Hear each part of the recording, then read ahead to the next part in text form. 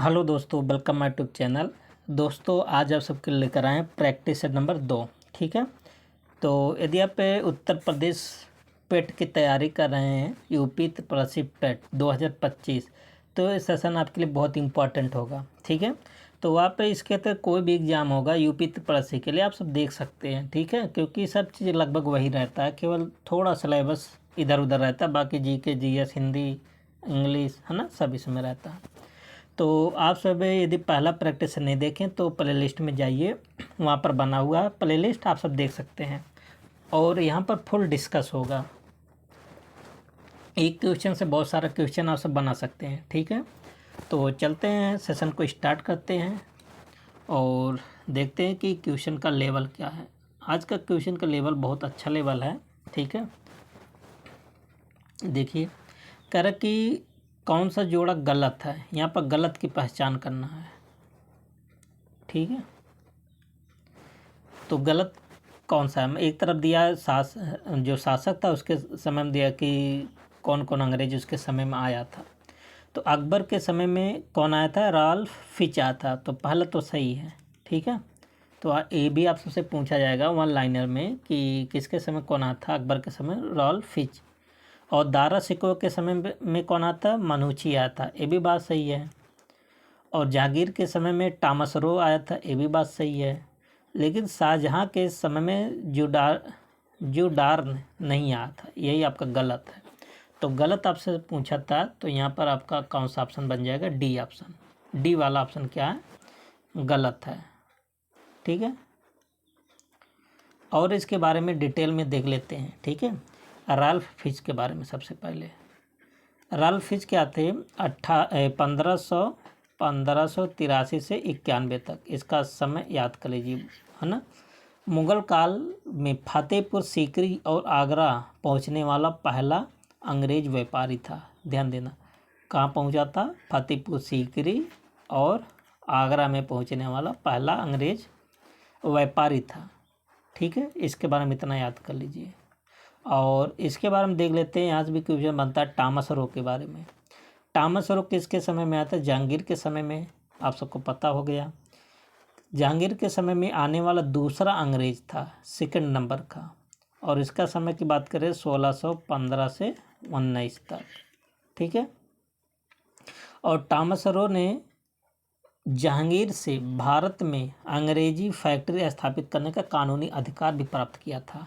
ध्यान देना, तो अगर आपसे ये पूछा जाए कि भारत में अंग्रेजों ने अपना फैक्ट्री लगाने के लिए कानूनी अधिकार किससे प्राप्त किया था, तो आप बताएंगे जहांगीर से।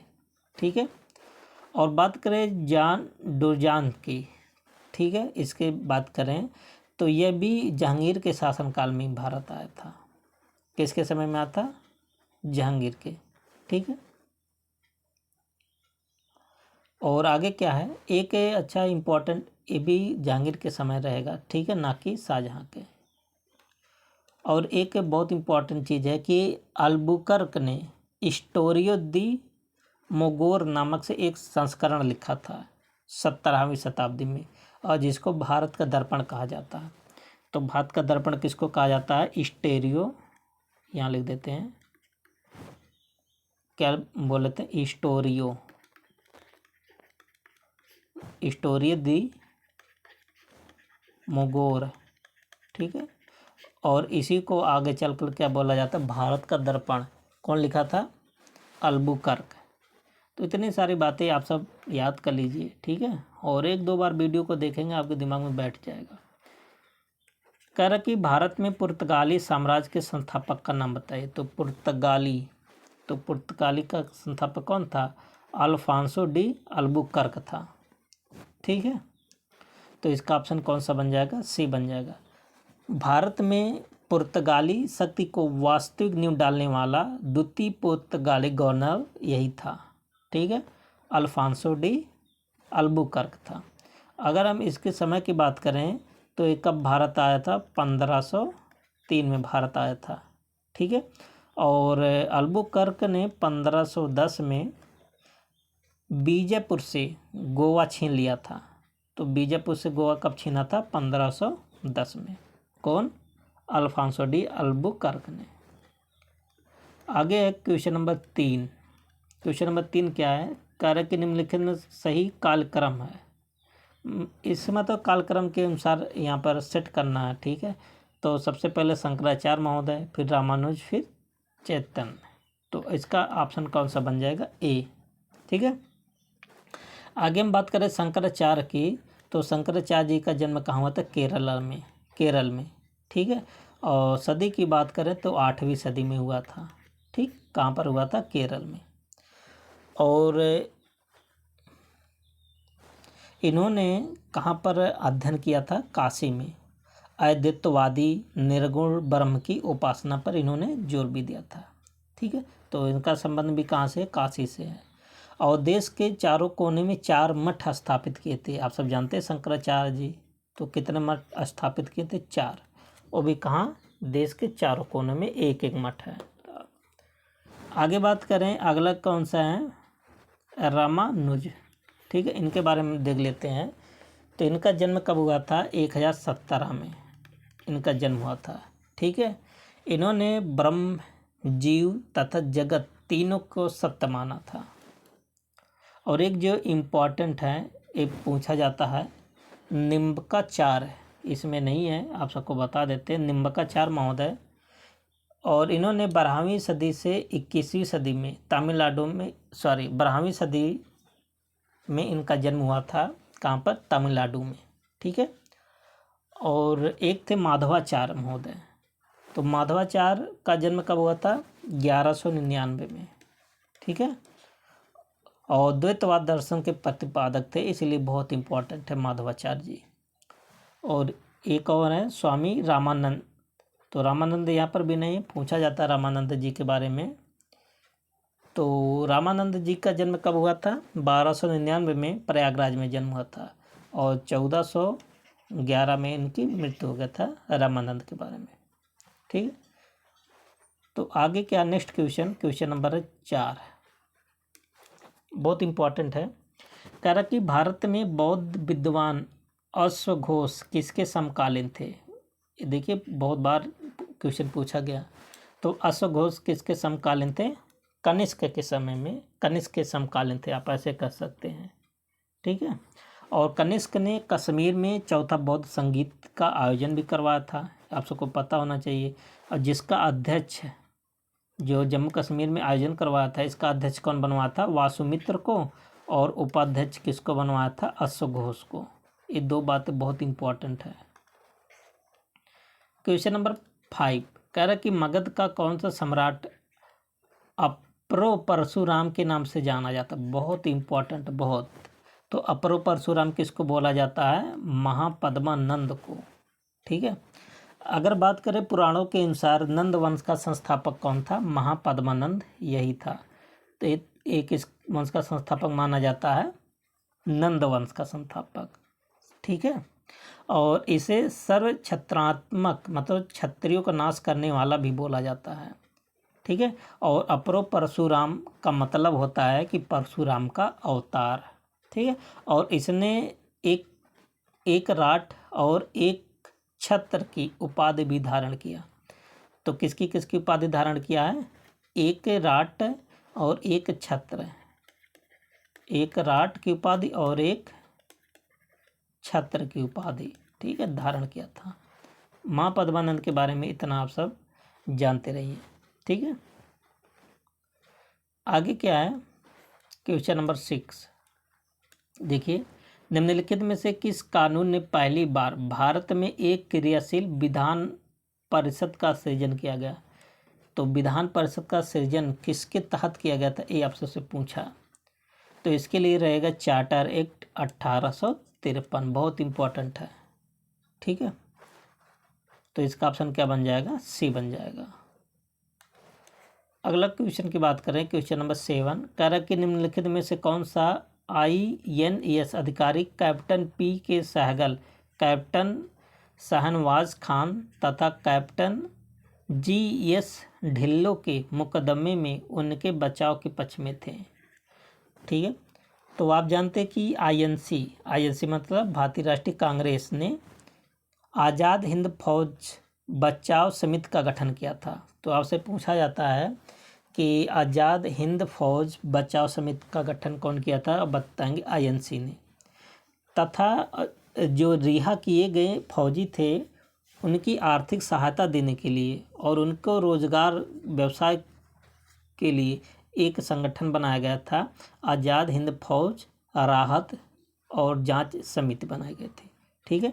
अब लाल किले में जब ऐतिहासिक मुकदमा शुरू किया गया तो इसमें जो मेन मुख्य थे ना, भोला भाई देसाई जी। ठीक है। भोला भाई देसाई जी बचाव के पक्ष में वकीलों की अगुवाई कर रहे थे। तो यही इनका मेन इम्पॉर्टेंट है, इसका यही आंसर हो जाएगा। और केवल यही नहीं थे, इनके साथ साथ में बहुत सारे लोग थे, जैसे सप्रू जी थे, आसफ अली खान जी थे और नेहरू जी थे, इन सभी भी शामिल थे। लेकिन सबसे पहले अगुवाई कौन किए थे, भोला भाई देसाई जी। ठीक है। इन सब के मुकदमे लड़े थे।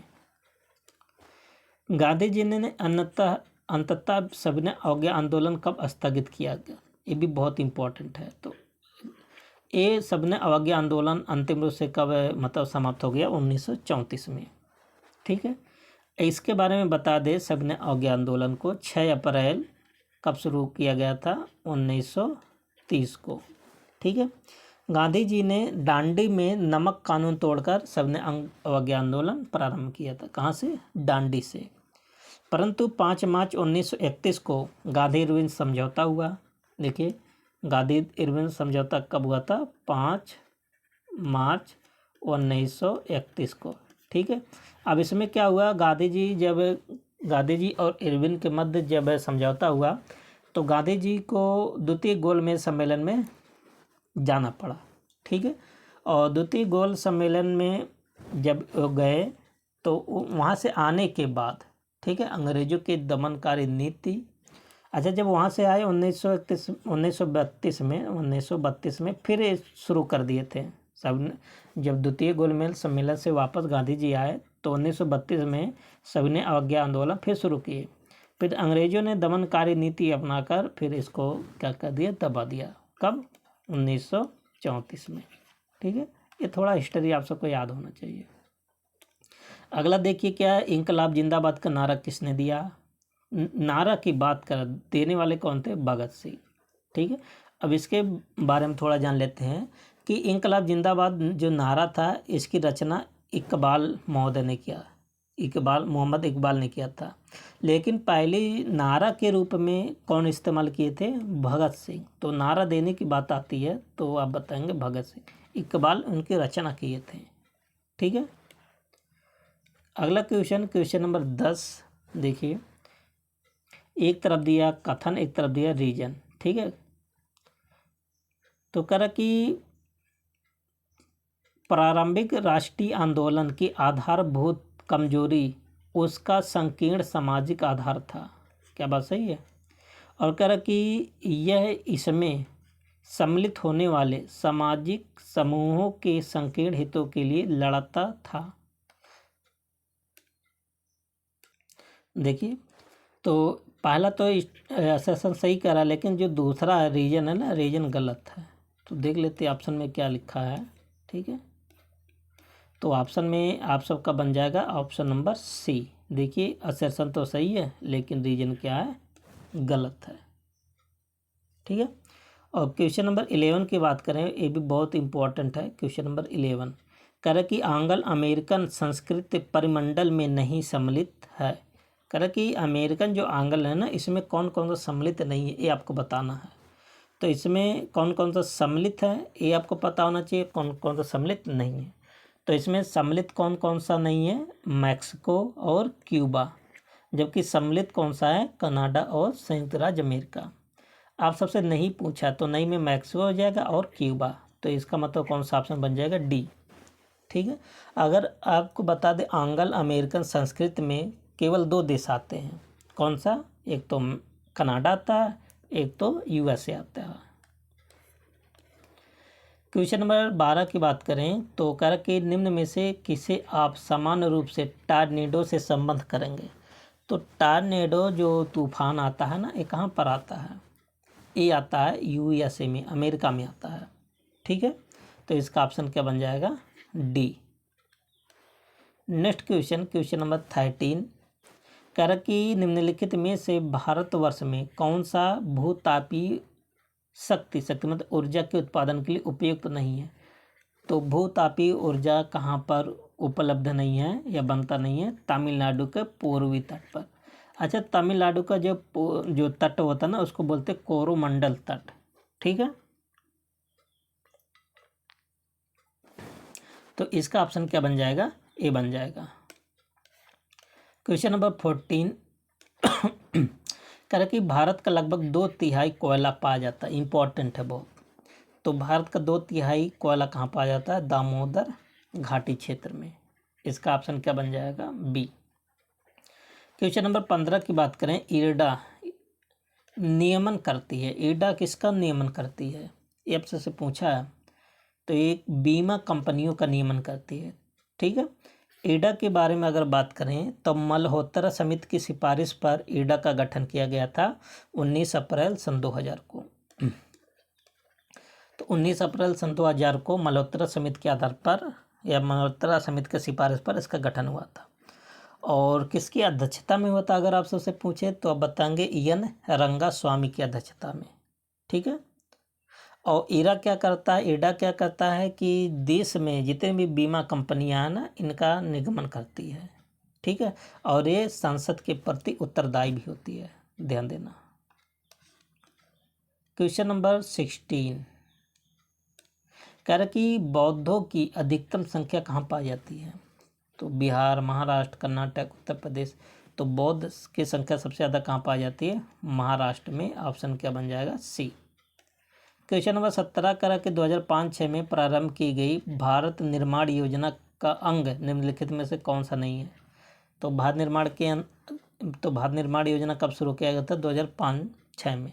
तो इसका अंग पूछा कौन सा नहीं? ग्रामीण स्वच्छता।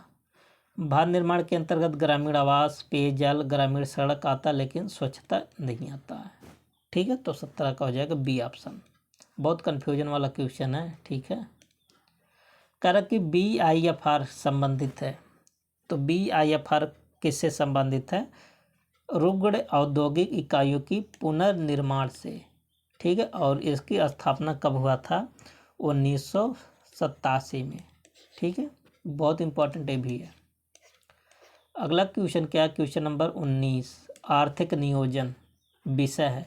आप जानते हैं जो 7वीं अनुसूची उसमें 3 प्रकार का दिया गया है, संघ सूची, राज्य सूची, समवर्ती सूची। कर कि आर्थिक नियोजन किसके अंतर्गत आता है? तो आर्थिक नियोजन ना समवर्ती सूची के अंतर्गत आता है। ठीक है, और अगला क्वेश्चन क्या है? क्वेश्चन नंबर 20 क्या है? देखिए, मुद्रा एवं वित्तीय मामलों में सरकार का वित्तीय अभिकर्ता और एवं सलाहकार कौन सा है? मुद्रा वित्तीय मामलों की बात कर रहा है, तो इसके सलाहकार कौन बन जाएगा? RBI। इसी को बोलते बैंकों का बैंक। ठीक है, क्वेश्चन नंबर 21 निम्नलिखित में से किस संविधान संशोधन अधिनियम से नगर पालिकाओं को संवैधानिक दर्जा दिया गया था? तो आप जानते हैं कि 73वां संविधान संशोधन से वो ग्राम पंचायतों से संबंधित है, और 74वां संविधान संशोधन किससे संबंधित है? नगर पालिका से। तो 21 का क्या बन जाएगा? 74वां संविधान संशोधन 1992 वाला किससे संबंधित है? नगर पालिका से। ठीक है, और इसके अंतर्गत कौन सी अनुसूची जोड़ी गई थी? 12वीं।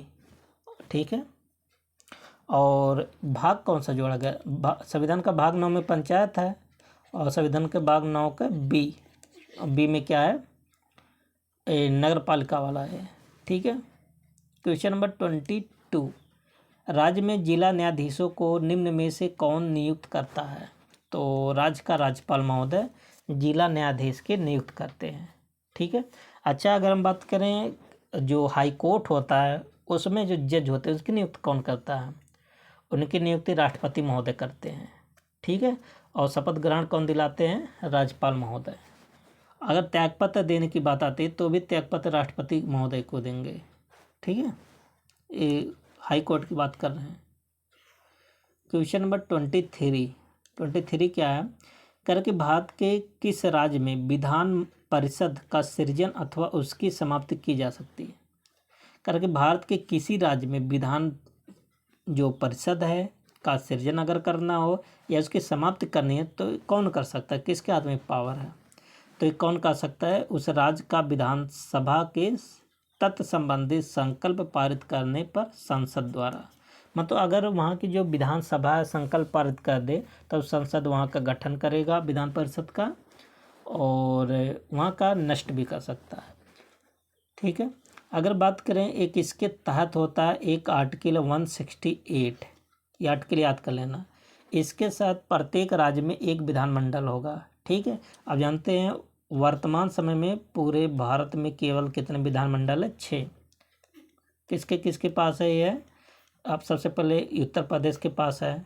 ठीक है, ये उत्तर प्रदेश हो गया, बिहार में भी विधानमंडल है, कर्नाटक में भी है, ठीक है, महाराष्ट्र में भी है, आंध्र प्रदेश हो गया और तेलंगाना हो गया। ये 6 जगहों पर क्या है, विधानमंडल है। किसका गठन होता है, 168 के तहत। क्वेश्चन नंबर 24 क्या है कि भारतीय संविधान में निम्नलिखित में से किस एक को मूल कर्तव्य के रूप में शामिल नहीं किया गया। तो आप जानते हैं कि कुल कितना मूल कर्तव्य है, 11 है, और 11 में से कौन शामिल नहीं है ये पूछा है। तो अल्पसंख्यकों की रक्षा करना ये मूल कर्तव्य नहीं है, तो इसका आंसर क्या बन जाएगा, सी। आप जानते हैं जो मूल कर्तव्य जोड़ा गया था 42वां संविधान संशोधन द्वारा जोड़ा गया था 1976 में। ठीक है, कब जोड़ा गया, 1976 में। और इसकी अगर हम बात करें तो एक आर्टिकल है 51 का ए में इसको शामिल किया गया।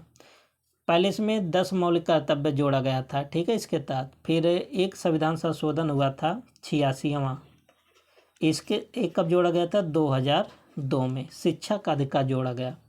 तो इसके तहत 10+1 अब कितना हो गया, 11 हो गया।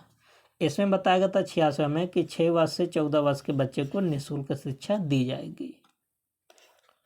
क्वेश्चन नंबर 25 कह रहा है कि भारतीय संविधान की 7वीं अनुसूची के अंतर्गत संघ सूची में निम्नलिखित में से किसका उल्लेख नहीं है। अच्छा, 3 सूची बताए थे ना, एक संघ सूची, राज्य सूची और समवर्ती सूची। तो कह रहा कि संघ सूची में किसका उल्लेख नहीं होता है, तो आप जानते हैं इसका आंसर बन जाएगा डी ऑप्शन, गैस संघ सूची में नहीं आता।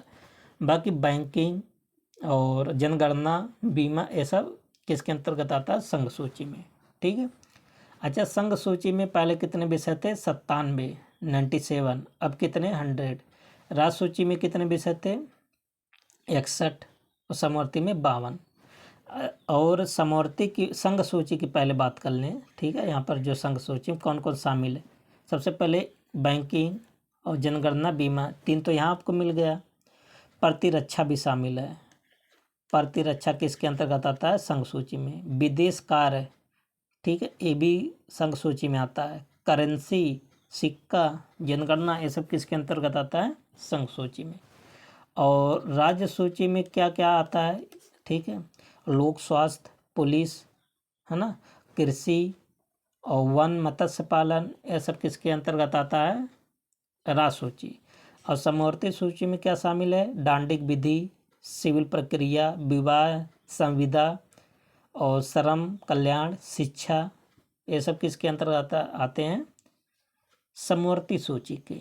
ठीक है, विषय पूछा जाता है, आप सबको याद होना चाहिए। अगला क्वेश्चन है 26, सिलिकोसिस एक है, तो सिलिकोसिस एक क्या है, फेफड़े संबंधित बीमारी। आपको बता दें ये बीमारी शीशा के कारण होता है, लेड के कारण। और किसको ज़्यादा होगा, जैसे जो मजदूर लोग रहते हैं जो शीशा वाले फैक्ट्रियों में काम करते हैं ना, और उनके अंतर्गत ये हो जाता है। ठीक है, इसके होने पर जो मजदूर लोग रहते हैं ना, जो फेफड़े होते हैं उसमें कण बैठ जाती है, फिर सांस लेने में दिक्कतें होती है, बहुत तरह की बीमारियां भी हो जाती हैं। कह रहा कि एंजाइम क्या है, एंजाइम के बारे में पूछा। एक बायो उत्प्रेरक का काम करता है एंजाइम। ठीक है, तो एंजाइम शब्द सबसे पहले दिया कौन था, ये भी आप जान लीजिए। तो 1878 में विल्हेम कोहेन ने दिया था। कौन दिया था, विल्हेम कोहेन ने, 1867 में। ठीक है, और ऐसे भी ये जान लीजिए, देखिए आप सब याद किए होंगे एंजाइम एक प्रोटीन है, लेकिन आप सब देख रहे प्रोटीन तो ऑप्शन में है नहीं। तो ये क्या है, एक उत्प्रेरक के कैटालिसिस के रूप में भी काम करता है। ठीक है, अगला क्वेश्चन क्या है, नेक्स्ट क्वेश्चन नंबर 28। कह रहा कि निम्नलिखित में से कौन सा सही सुमेलित नहीं है। ठीक है, तो सिल्वर ब्रोमाइड, क्या सिल्वर ब्रोमाइड के कारण क्या कृत्रिम प्रकाश संश्लेषण होता है? क्या ये बात सही है? देखिए यही बात गलत है। सिल्वर ब्रोमाइड ना फोटोग्राफिक में यूज होता है, ना कि कृत्रिम प्रकाश संश्लेषण में।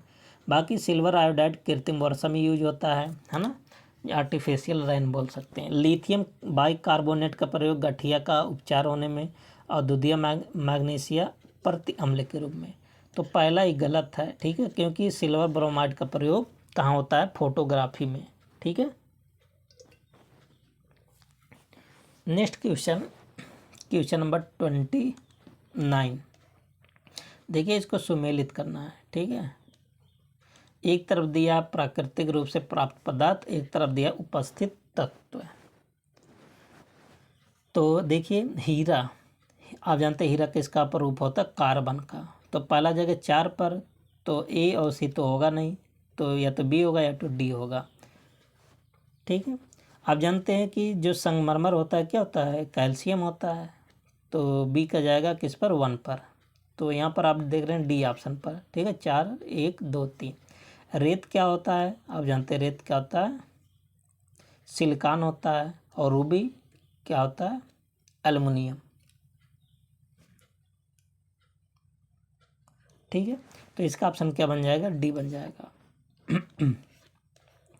Question number 30। कह रहा कि जब किसी बोतल में पानी भरा जाता है और उसे जमने दिया जाता है तो बोतल टूट जाता है, क्यों? ये तो आप सब बता लेंगे क्यों टूट जाता है। क्योंकि जब पानी जब जम जाता है फैलता मतलब उसका डेंसिटी बढ़ जाता है। जब बढ़ जाता है तो जाहिर सी बात है जो बोतल में पानी है ना, तो फट जाता है बोतल। इसी कारण आप सब ठंडियों के महीने में देखते होंगे ना, नल का पानी भी फट जाता है। क्यों ऐसा होता है? क्योंकि ठंडियों में पानी अगर जम जाता है तो उसका डेंसिटी बढ़ जाता है, इसी कारण ऐसा होता है। देखिए मैथ का सवाल है, कह रहा कि इसका न्यूनतम भिन्न का मान क्या होगा या किसके बराबर है। तो ये तो आप सब सॉल्व कर लेंगे। देखिए कैसे सॉल्व करेंगे, 4.025 है, जितने अंक दशमलव उतना आप नीचे अच्छे 0 लगा के संख्या लिखेंगे। इसको अगर और सॉल्व करेंगे आगे 4025 और बट्टे कितना आ जाएगा 1000। इसको अगर आप सॉल्व करेंगे तो क्या मिलेगा, 161/40। तो ऑप्शन क्या बन जाएगा, ए, है ना। तो ये देखिए ये 5 से काट देंगे, इसको काट कर एकदम मिनिमम कर देंगे, अपने आप आ जाएगा। आगे देखिए क्वेश्चन नंबर 32। कह रहा कि दो संख्याओं का गुणनफल इतना है, जब सबसे बड़ी संख्या को सबसे छोटी संख्या से विभाजित किया जाता है तो भागफल इतना आता है 15। तो इन संख्याओं का योगफल ज्ञात कीजिए। ठीक है, तो देखिए कैसे लगाएंगे, आप सबको हिंट बता देते हैं। ठीक है, मान लेते हैं छोटी संख्या इसमें से यक्स है, तो इसे मान लिस्ट नंबर कितना मान लेते हैं, यक्स, है ना। अब देखिए एक बात यहाँ पर ध्यान से सुन लीजिए। कह रहा कि जब बड़ी संख्या को छोटी संख्या से भाग, मान लेते हैं अगर ऊपर लार्जर नंबर लिख लें और नीचे स्मॉलर संख्या, जो बड़ी संख्या से छोटी संख्या भाग कर रहे हैं तो भागफल में कितना मिलता है, 15। ठीक है, तो बड़ी संख्या कितना आएगा, यल से इधर गुणा कर दीजिए, तो लार्ज नंबर क्या आ जाएगा, 15 गुणे छोटी संख्या। तो छोटी संख्या देखिए यक्स माने थे, तो बड़ी संख्या क्या बन जाएगा, 15x। ठीक है, तो ये कहाँ से निकल कर आया, बड़ी संख्या यल मतलब लार्ज नंबर, बड़ी संख्या 15x। इतना बात सबको समझ में आ गया। अब देखिए आगे क्या करते हैं। अब अकॉर्डिंग टू क्वेश्चन में क्या कह रहा है,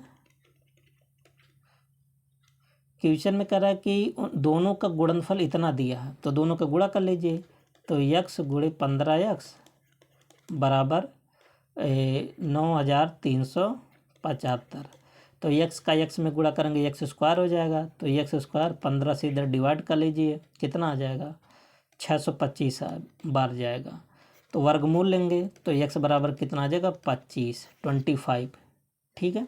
अब कर इन संख्याओं का योग, तो देखिए दोनों संख्या ये हमारा ना 15x और 1x यहाँ, तो 15x और 1x कितना 16x, तो 16x और x का वैल्यू कितना है 25, तो 25 का अगर हम 16 में गुणा करेंगे तो कितना आ जाएगा 400। इस तरीके से आप सब इसका आंसर सॉल्व कर लेंगे। ठीक है, कोई कठिन नहीं है, बहुत आसान सवाल है। आगे देखिए एक आसान सवाल और है कि किसी संख्या के 1/3 और 1/4 के बीच का अंतर उसके वर्गमूल के बराबर है, तो संख्या ज्ञात कीजिए। तो कितना कितना संख्या 1/3 और 1/4, 3 और 4 का एलसीएम अगर लेंगे तो कितना निकल कर आएगा 12, एलसीएम आपको आना चाहिए। तो अगर हम टोटल संख्या हमारा है 12, तो 12 का 1/3 निकालेंगे कितना आएगा 4, मतलब 12 में 1/3 से, देखिए 12 में अगर 1/3 से गुणा करेंगे कितनी बार जाएगा 4 बार। इसी प्रकार 12 का अगर हम 1/4 निकालें तो कितना आएगा 3 आएगा। अब कह रहा है कि इन दोनों का अंतर कितना 1। देखिए क्वेश्चन पढ़िए कि उनके बीच का अंतर उसके वर्गमूल के बराबर है। तो संख्या 12 था, तो 12 का वर्गमूल कितना हो जाएगा √12 हो जाएगा। एक किसके बराबर है √12 के। अगर हम दोनों तरफ वर्ग करेंगे तो एक का स्क्वायर आप जानते एक ही होगा, और √12 का वर्ग कितना हो जाएगा 12। इसका मतलब एक का वैल्यू कितना है 12। अगर एक का वैल्यू 12 है तो 12 का वैल्यू कितना होगा, 12 का 12 में गुणा करेंगे 12 बराबर 144। तो इसका मतलब जो हमारा आंसर आएगा कितना आएगा 144। तो किस ऑप्शन पर है, बी ऑप्शन पर। ठीक है, तो बी ऑप्शन यहाँ सही हो जाएगा। और क्वेश्चन नंबर 34 क्या है, ये भी आसानी सवाल है। ठीक है, 34 इसे आप सब कर लीजिएगा। ठीक है, नेक्स्ट क्वेश्चन है क्या चीज़ है आगे क्या देखिए, क्वेश्चन नंबर 35 कह रहा कि किसी मिश्र धातु में 15% चांदी है। मिश्र धातु के किसी भार में यदि 15 ग्राम चांदी है तो दूसरे धातु की मात्रा क्या। देखिए कोई मिश्र धातु है, अगर हम सिल्वर, और दूसरा कौन सा किसी मिश्र धातु में चांदी कितना 15% है, ये सिल्वर है 15%। ठीक है, तो अगर 15% अगर सिल्वर है तो दूसरा चीज़ कितना होगा, कोई चीज़ अपने आप में 100% होता है। अगर 15% चांदी है तो बचा कितना परसेंट 85%, 85% और कुछ होगा। तो इसको काट दीजिए। ठीक है, तो काटेंगे कितना बार जाएगा 5 से काटेंगे, 5 तियाँ 15 और 17 पचे 85, यहाँ 17 आएगा। तो कितना आएगा, इसको अगर आप सॉल्व करेंगे तो 3:7।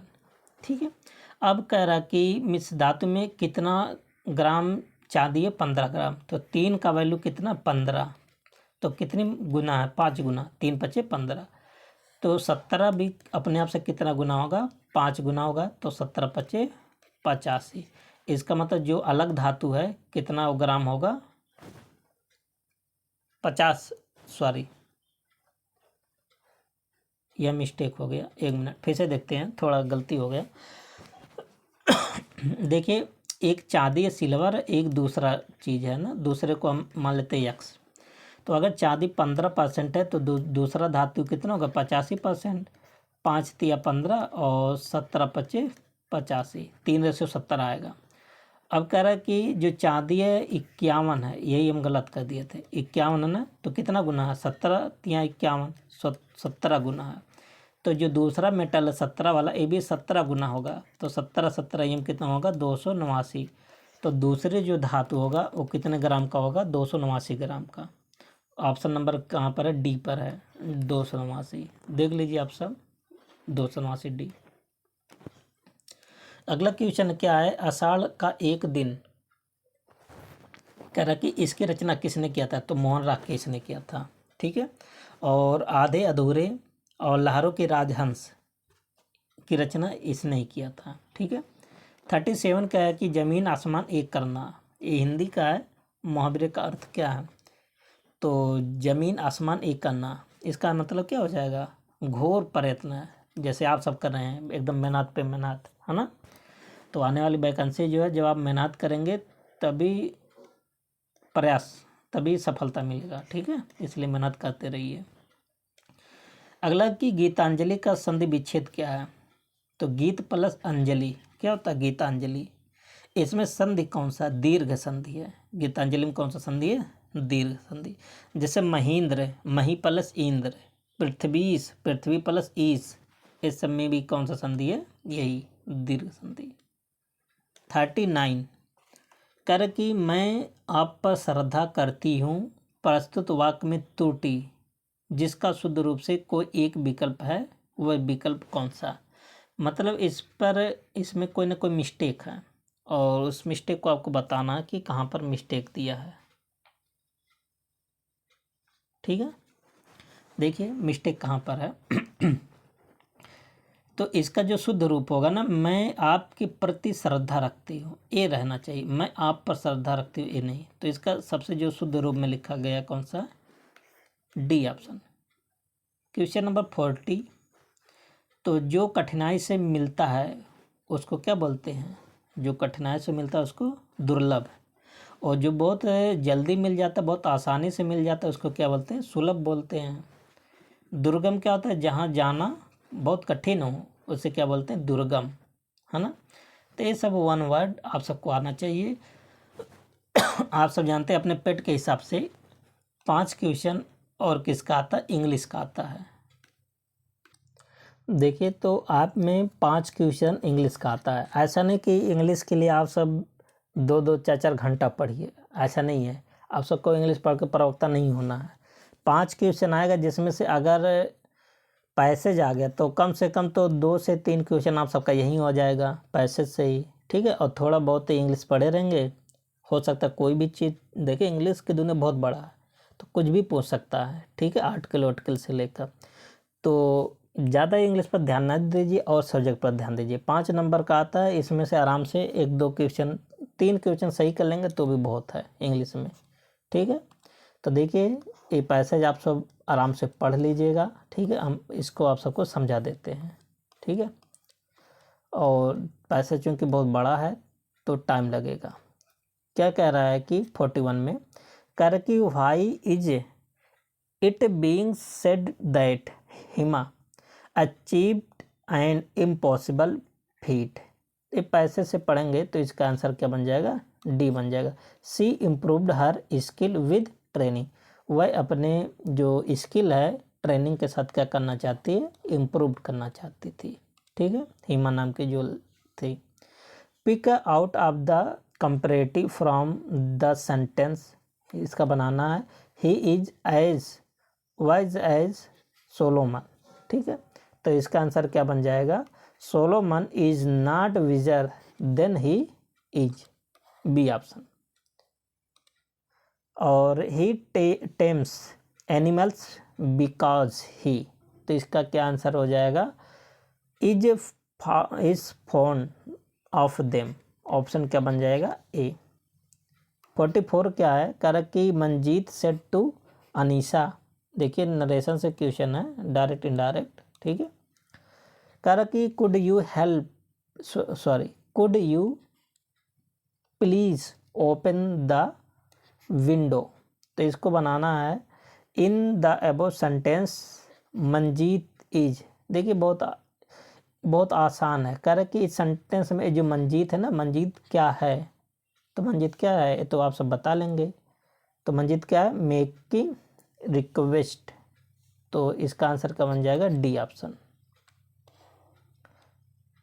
क्वेश्चन नंबर 45 कर कि which of the following sentence is in the passive voice, कर कि कौन सा पैसिव वॉइस है, इसको छाटना है। तो पहला ही देखिए आपका पैसिव वॉइस मिल गया ना, he was made to surrender his passport. एक किस वॉइस में? Passive voice.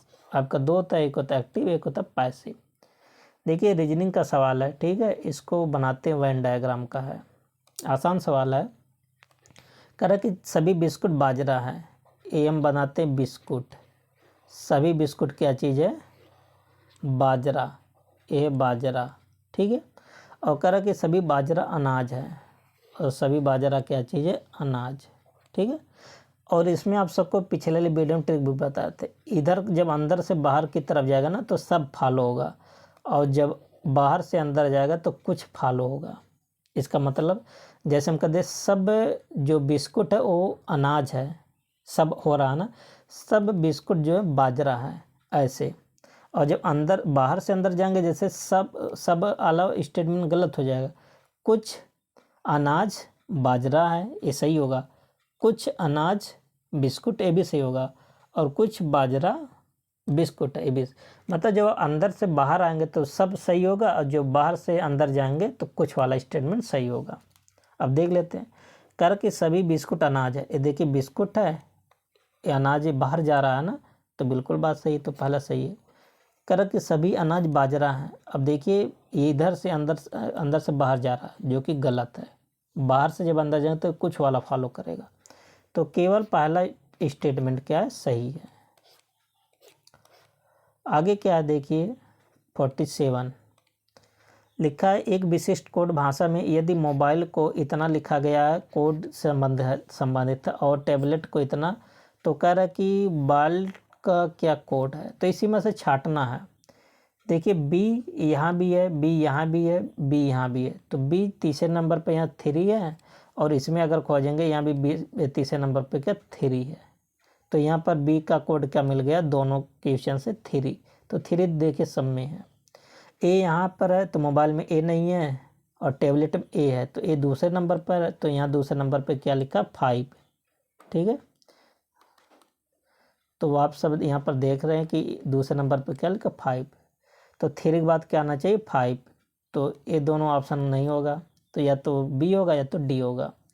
उसके बाद यल लिखा है, यल देखिए यहाँ पर है, कहाँ पर है, यल यहाँ पर है ना, और देखिए मोबाइल में भी यल है, तो यहाँ भी छाट सकते हैं 9 है, और यहाँ भी अगर टैबलेट में यल देखेंगे तो यहाँ पर भी 9 है, तो यल का कोड क्या 9, तो अभी भी दोनों बराबर चल रहा है, ठीक है। और अच्छा लास्ट वाला मिला लीजिए, क्योंकि लास्ट वाला अलग अलग है। टी का कोड यहाँ देखिए, टी यहाँ 2 है, तो यहाँ टी 2 है, तो 2 वाला सही होगा, बी ऑप्शन। कुल मिला के इसका कोड उसी में दिया था, आप सबको छांट के लिखना था, ठीक है। अगला क्वेश्चन देखिए क्या कह रहा है कि नीचे प्रत्येक प्रश्न में ए और बी 2 कथन दिए गए हैं। एक कथन या तो स्वतंत्र कारण हो सकते हैं, या स्वतंत्र कारण या संबंध कारण के परिणाम हो सकते हैं। इनमें से एक कथन दूसरे कथन का परिणाम हो सकता है। दोनों कथनों को पढ़िए और तय कीजिए कि निम्नलिखित में से उत्तर का चुनाव इन दोनों कथनों के बीच सही क्या है। तो 2 स्टेटमेंट है, ठीक है।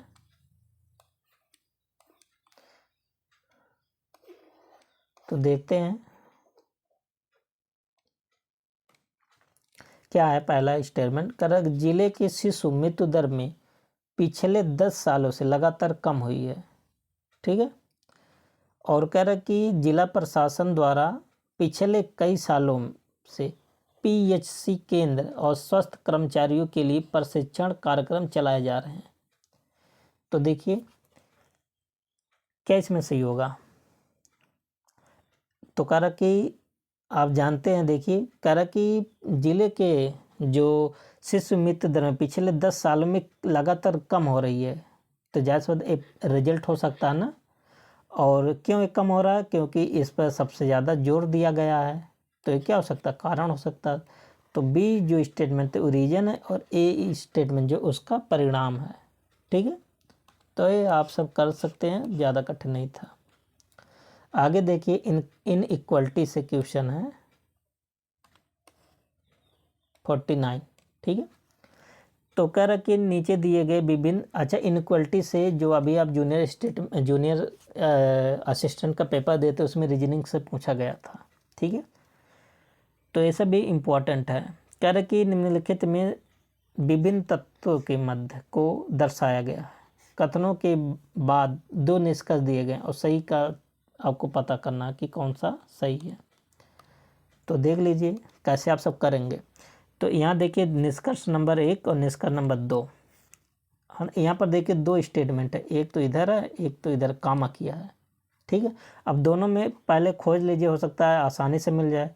क्या यस पी से बड़ा है, यस पी, यस देखिए यहाँ पर है और पी दूसरे में, ये तो नहीं अभी नहीं मिल रहा है, ध्यान दीजिएगा, अभी इसको बनाएंगे एक साथ। क्या ई ग्रेटर इक्वल है एन से, ई देखिए यहाँ है, एन यहाँ है, तो दोनों अलग अलग ना, इसको अब बना लेते हैं। हम सोचे कि दोनों हो सकता मिल जाए आपस में, ठीक है। तो देखिए दोनों में कॉमन क्या है, यहाँ पर देखिए ये अलग स्टेटमेंट है, ये अलग, तो दोनों में कॉमन क्या है, ई एच एस, यहाँ देखिए एच है, यहाँ भी एच है, तो एच को पकड़ लीजिए, एच हो गया, ठीक है। इसके इधर क्या है, पी है, ठीक है, और इसके इधर फिर क्या है, ओ है, ओ है, ठीक है, और उसके बराबर क्या है, ग्रेटर इक्वल क्या है, एन है। इतना बात आप सबको समझ में आया। अब देखिए एच, ई जो है, ई जो है एच से क्या है, बड़ा है, तो ऐसे लगाएंगे, ई हम यहाँ लिख दे रहे हैं, ग्रेटर इक्वल का है, ठीक है। और एच जो है एच से छोटा है, मतलब एच ऐसे है, इस तरह से आप बना सकते हैं, ठीक है। तो इसमें अब देखिए कौन सा निष्कर्ष फॉलो कर रहा है। यहाँ पर देखिए इक्वल का चिन्ह, इक्वल मतलब दोनों बराबर हो सकता है, एच और ओ दोनों आपस में बराबर है, ठीक है। तो अब यहाँ पर खोजिए, देखिए क्या ई एन से ग्रेटर इक्वल है, एन कहाँ पर है, यहाँ पर है ना एन, और ई कहाँ पर है, यहाँ पर है, देखिए।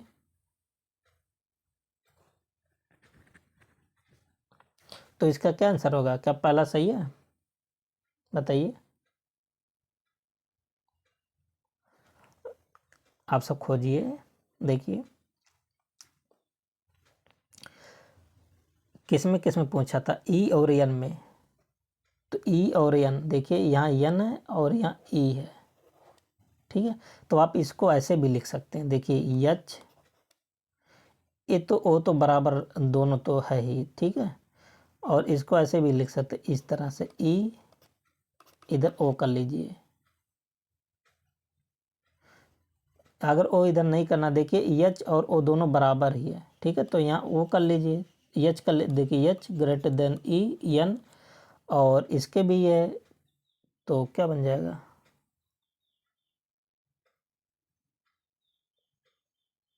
एक मिनट फिर से देखते हैं।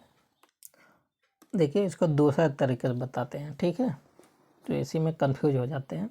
देखिए दो स्टेटमेंट है, दोनों को अलग अलग बनाते हैं, ठीक है। जो कॉमन है पहले उसको उठा लीजिए, एच कॉमन है, यहाँ भी एच है, तो इसका पहला आप सब बना सकते हैं, N less equal O equal to, यहाँ पर देखिए एच, फिर लेस इक्वल, अब सब देखते हैं यहाँ पर ई है, ठीक।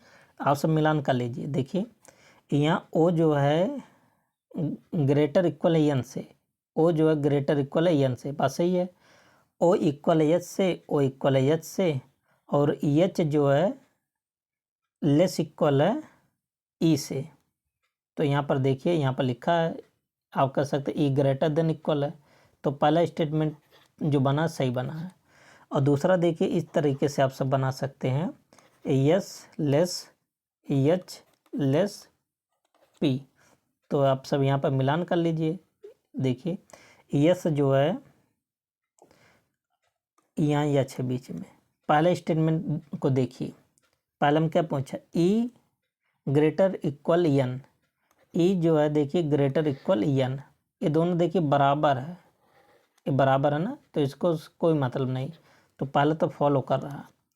यस ग्रेटर इक्वल पी, तो यहाँ देखिए यस है और यहाँ पर पी, और दोनों के बीच में ग्रेटर का चिन्ह, तो ये भी फॉलो कर रहा है, तो दोनों फॉलो होगा, डी ऑप्शन। इसको थोड़ा आराम से करिएगा, ठीक है, तो समझ में आ जाएगा।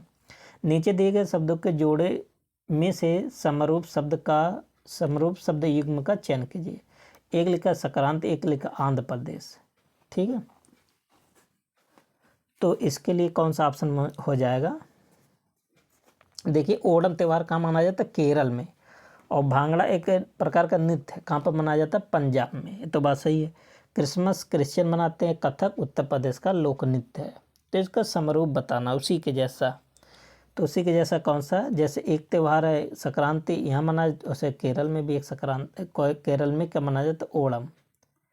51 क्या है, लाल बहादुर शास्त्री स्टेडियम कहाँ पर स्थित है, तो आप बताएंगे हैदराबाद में, ऑप्शन क्या बन जाएगा, बी 51 का बी, ठीक है। और इसका नाम कब दिया गया था? 1967 में, तेलंगाना में, ठीक है।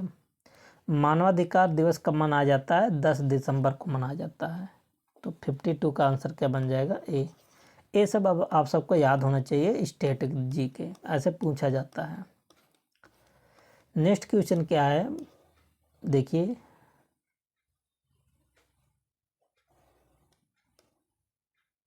आगे क्या है, निम्न प्रदूषक एजेंटों में से कौन सा एजेंट ओजोन परत में छेद बनाने के लिए जिम्मेदार है? तो सबसे ज़्यादा हानिकारक कौन है? तो CFC होता है, क्लोरोफ्लोरोकार्बन, CFC, ठीक है। ओजोन को सबसे ज़्यादा हानि यही पहुंचाता है। N2A भी इसी में शामिल है, ठीक है। आगे क्या है, नेक्स्ट क्वेश्चन कह रहा कि संयुक्त राष्ट्र का मुख्यालय कहाँ पर स्थित है? तो इसका मुख्यालय कहाँ पर? न्यूयॉर्क में है। इसके महत्वपूर्ण पॉइंट की बात करें, इसकी स्थापना 24 अक्टूबर 1945 को हुआ था और हेडक्वार्टर न्यूयॉर्क में। इसमें 5 अस्थायी सदस्य होते हैं और 10 अस्थायी सदस्य। और अस्थायी सदस्य कितने साल के लिए बनते हैं? 2 साल। अस्थायी सदस्य आप सबको याद होना चाहिए, अमेरिका है, रूस है, चीन है, ब्रिटेन है और फ्रांस में। ये सब क्या है? अस्थायी देश हैं, ठीक है। क्वेश्चन नंबर नेक्स्ट, निम्नलिखित में से विकल्पों में से कौन सा सही ढंग से ग्रहों को उनके आकार के अवरोही मतलब घटते क्रम को दर्शाता है? तो घटते क्रम में कौन दर्शाता है? यूरेनस, पृथ्वी, मंगल, बुध, ठीक है। तो सी ऑप्शन बन जाएगा। इससे पहले आप सब देख लीजिए कि सबसे बड़ा ग्रह कौन सा? बृहस्पति, बृहस्पति बाद शनि, अरुण, वरुण, पृथ्वी, शुक्र, मंगल, ठीक है। एक क्रम आप सबको याद होनी चाहिए।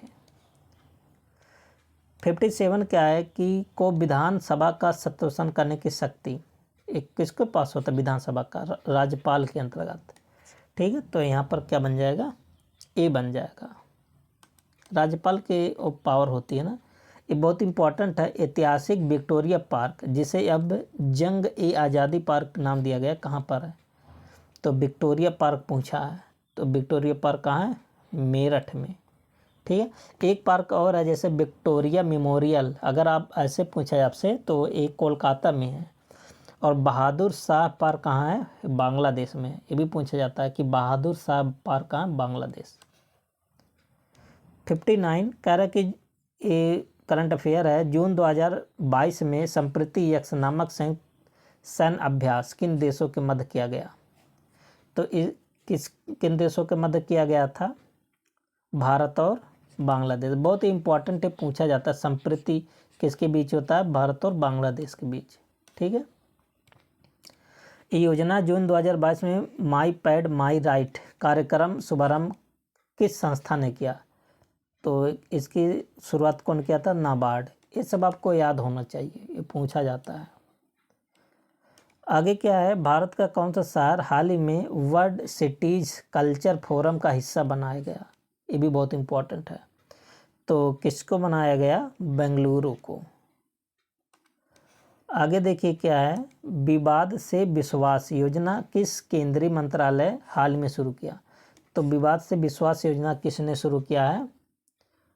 वित्त मंत्रालय ने शुरू किया है।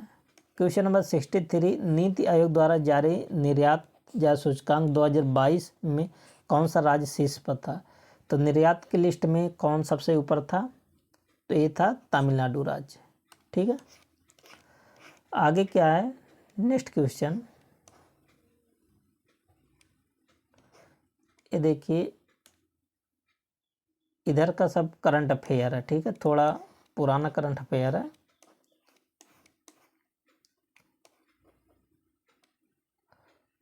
कह रहा कि किस देश की अध्यक्षता में 23वां संघाई सहयोग संगठन शिखर सम्मेलन आयोजित किया?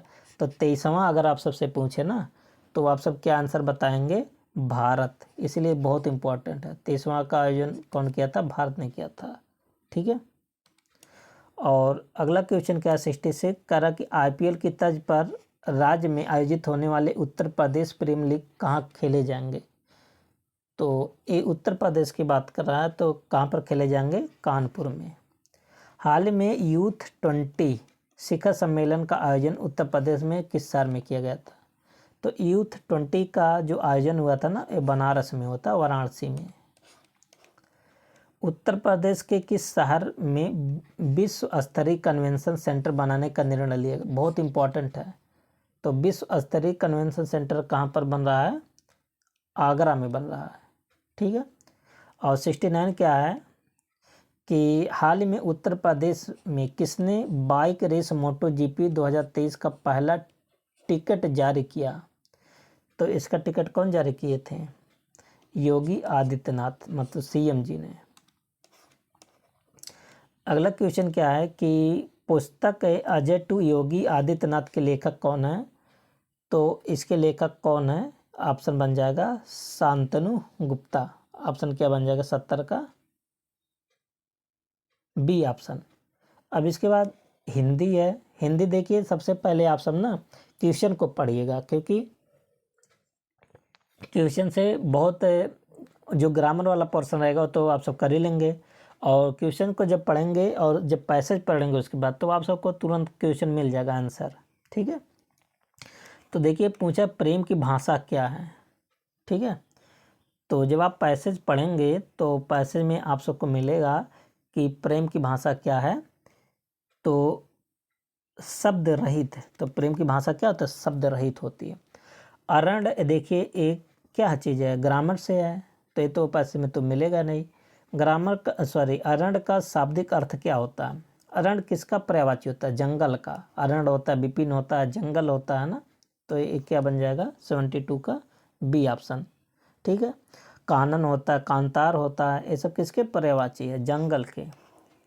यत्न से आश्रय क्या है? आशय। यत्न। तो यत्न का मतलब क्या होता है? प्रयास, है ना। एकदम प्रयास में मग्न रहिए आप सब। नेक्स्ट क्वेश्चन क्या, देखिए दूसरा पैसेज है। ठीक है। 2 पैसेज दिया है, तो आपके सिलेबस में भी 2 पैसेज पूछा जाएगा।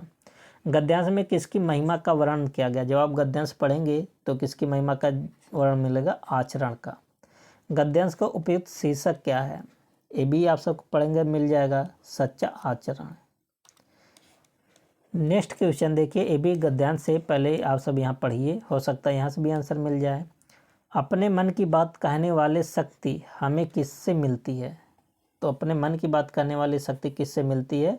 मातृभाषा से। पैसेज पढ़ेंगे पता चलेगा। हम पर मातृ ऋण है क्योंकि माता ने हमें क्या दिया? क्या जन्म दिया माता इसलिए हम पर माता का ऋण है? क्या पाला पोसा इसलिए ऋण है? क्या बोलना सीखा इसलिए ऋण है? क्या विचार करना सीखा इसलिए? हम सब मातृ ऋण क्यों है? तो इसका रीजन होगा, सबसे जो इम्पोर्टेंट है, जन्म दिया। सबसे बड़ी माता होती है ना जो जन्म देने वाली होती है। हम अपना देखिए, और जो ऑप्शन था आप सब ऐसे एलिमिनेट। पालना पोसा तो कोई भी पाल पोस सकता है जन्म होने के बाद। बोलना कोई भी सिखा सकता है, विचार करना कोई भी सिखा सकता है, लेकिन जन्म कोई ये थोड़ी नहीं दे सकता है। हम अपना मातृ ऋण कैसे चुका सकते हैं? तो बताइए। ए पे देखिए, माँ की सेवा करके। ये लॉजिकल क्वेश्चन है, आप सब थोड़ा दिमाग लगाएंगे आ जाएगा। आगे क्या है? मातृभूमि से हमें क्या प्रदान करती है? ये भी आप सब ऐसे बिना पढ़े पैसेज को पढ़े इसको लगा सकते हैं। ठीक है। तो मातृभूमि से हमें क्या मिलता है? अन्न और धन। इस गद्यांश का मुख्य विषय क्या है? ये आप सबको गद्यांश पढ़ना पड़ेगा। इसका आंसर आ जाएगा मातृ सेवा। ठीक है। तो दोस्तों 80 क्वेश्चन आप सबका कंप्लीट हुआ। अब मैथ का पोर्शन आता है। मैथ का पोर्शन लगाने के लिए आप सब खुद प्रयास कीजिएगा। ठीक है। मिलते हैं नेक्स्ट वीडियो में, तब तक के लिए best of luck. Thank you and take care.